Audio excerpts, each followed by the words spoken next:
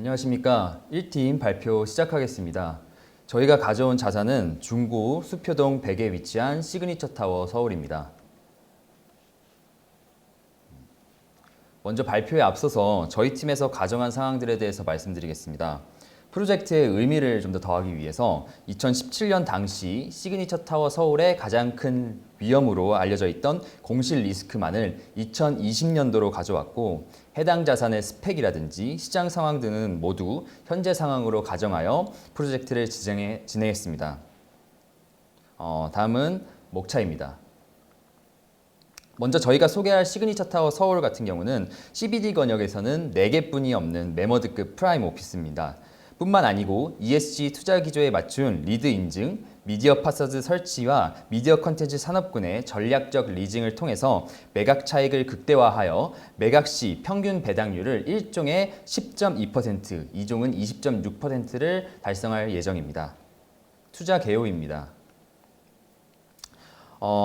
시그니처 타워 서울 같은 경우는 청계 2가 교차로에 맞닿아 있어서 접근성과 가시성이 우수한 자산입니다. 그리고 총 연면적 3만 평 이상의 프라임급 오피스입니다. 투자 개요입니다. 본건의 총 투자비는 총 9,815억 원으로 1종 수익증권이 24%, 2종 수익증권이 16%를 차지하도록 투자 구조를 짜봤습니다. 다음은 시장 분석입니다. 현재 세계 경제는 코로나19 경제 위기로 불확실성이 확대되는 추세입니다. 이에 한국은행은 계속해서 금리를 동결하며 저금리 기조를 이어나가고 있습니다. 코로나19로 인한 경제 위기는 투자자들로 하여금 안전 자산에 대한 선호도를 증가시켰고, 이는 코어 오피스 수요 증가로 이어졌습니다. 향후 5년간 CBD 권역의 오피스 신규 공급은 제한적일 예정입니다. 이에 공실률 또한 지속적으로 감소할 것으로 예상됩니다. 이로 인해 오피스 자산의 가격은 최근 5년 이내 최고 수준을 달성했고, 캡레이트는 지속적으로 하락하여 현재 4% 초중반을 형성하고 있습니다. 다음은 본건 자산의 입지 분석입니다. 시그니처 타워는 대중교통 인프라가 잘 구비되어 있어 서울 시내 주요 밀집 지역과 접근성이 우수합니다. 해당 자산이 위치하고 있는 CBD는 한국의 핵심 업무지구로 효율적인 업무 환경이 조성되어 있습니다. 또한 서울의 랜드마크인 청계천이 인근에 위치해 있어 이는 본건 자산의 안정적 리테일 매출에 기여할 것으로 예상됩니다. 인근에서 진행 중인 재개발 사업은 미관 및 환경 개선에 달성하여 본 자산의 지속적인 가치 상승을 기대할 수 있습니다. 다음으로 주변 경쟁 빌딩 임대료 분석입니다. 시그니처 타워의 에너시는 24만 500원으로 주변 빌딩 대비 낮은 수준을 형성하고 있습니다. 또한 실질적인 이펙티브 에너시는 더 낮을 것으로 예상되어 타 건물 대비 임차 유치 경쟁력이 있습니다. 시그니처 타워의 예상 매입 평당가는 2,990만 원으로 타 거래사의 단순 평균을 상회합니다. 그러나 본건의 캡 레이트가 4.4% 수준임에 반해 이니셜 NOI 일드가 4% 초반으로 예상되므로 합리적인 가격으로 매입했다고 할 수 있습니다. 투자 전략에 대해 말씀드리겠습니다. 저희의 문제의식은 다음과 같습니다. 우선 앵커 테넌트의 이주로 인해 대규모 공실 리스크가 존재합니다. 또한 시그니처 타워는 모던한 외관, 뛰어난 가시성이 장점이지만 현재 CBD 권역 랜드마크 오피스로서의 상징성은 다소 부족한 상황입니다. 이에 투자 전략을 다음과 같이 구상하였습니다.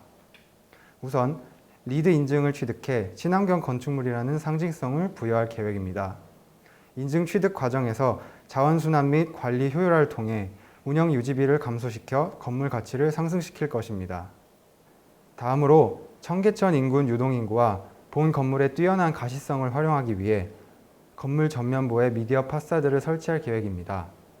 전력 효율이 높은 LED 조명 방식으로 시공할 예정이며 전면부 면적을 감안했을 때 설치 비용은 약 33억 정도로 추정됩니다.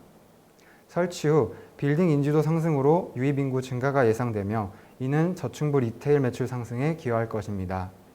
한편 광고비 수입을 통한 추가적인 배당 수익까지 기대해 볼 수 있습니다. 광고 운영을 통해서는 최대 약 50억 원의 추가 수익을 올릴 수 있을 것으로 추정되며 입주사에게 미디어 파사드 사용료를 할인해주는 방안도 고려하고 있습니다. 다음은 임차 산업 전략입니다. 저희는 타깃 산업 전략으로 미디어 콘텐츠 산업을 선정하였습니다. 현 임차인 구성과 미디어 파사드 전략을 모두 고려했을 때 가장 큰 시너지 효과를 창출할 수 있을 것으로 기대되기 때문입니다. 현재 글로벌 1위 광고회사인 퍼블리시스 그룹의 한국 지사가 본 건물에 입주해 있어 다양한 협업 기회가 예상됩니다. 미디어 콘텐츠 기업의 CBD 권역 입주 수요는 충분할 것으로 예상됩니다. 임차인 마케팅 수행 시 최근 확산되고 있는 분산 오피스 도입 추세를 고려하여 강남과 판교에 위치한 콘텐츠 기업들을 CBD 권역으로 유도할 것입니다. 이때 인근 DMC 지구와의 직접 효과도 함께 강조할 계획입니다.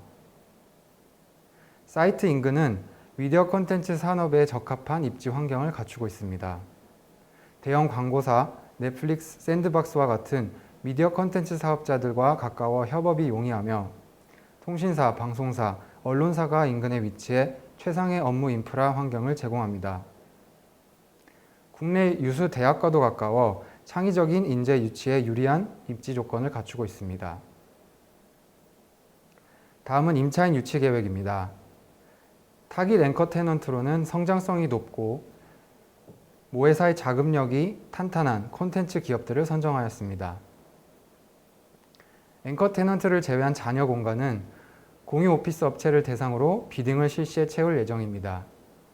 특히 공유 오피스 측에서 임차인 구성을 미디어 콘텐츠 기업 70% 이상으로 유지할 경우 1개월 추가 렌트 프리를 지급하도록 해 입찰 참여를 유도할 계획입니다.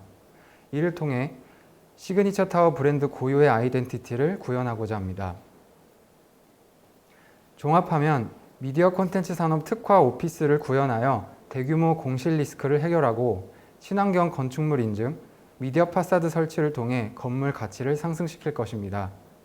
이러한 전략을 2023년 초까지 완료하여 매각 시점에 매각 차익 극대화를 달성할 것입니다.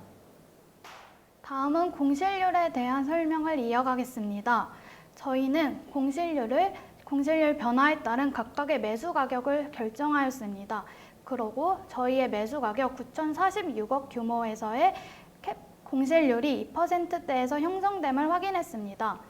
이는 자연 공실률보다 낮은 수준으로 일종의 프리미엄을 가한 것으로 해석될 수 있습니다. 다음은 주요 과정에 대한 설명입니다.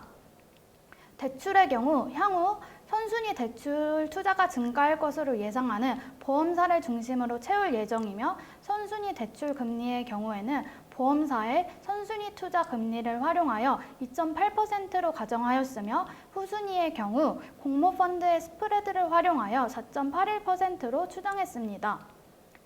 LTV의 경우 주변 사례 분석을 통해 일정 범위를 산출했습니다.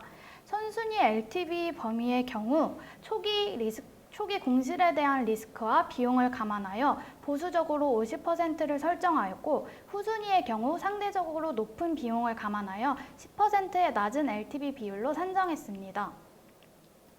다음은 캡레이트에 대한 설명입니다. 저희는 캡레이트 흐름과 앞서 구했던 오피스 CBD 권역의 캡레이트를 사용하여 4.4%의 캡레이트를 산정하였고 순영업소득의 경우 77.8%, 렌트프리의 경우 기존 임차 2개월과 신규 임차 3개월로 가정했습니다.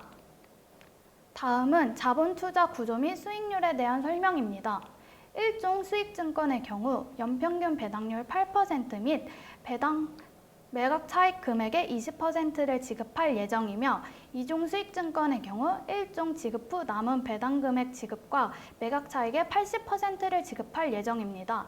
이를 토대로 계산한 매각 차익을 포함한 평균 배당 수익률은 1종의 경우 10.2%, 2종의 경우 20.6%로 예상 IRR은 각각 10%와 15%입니다.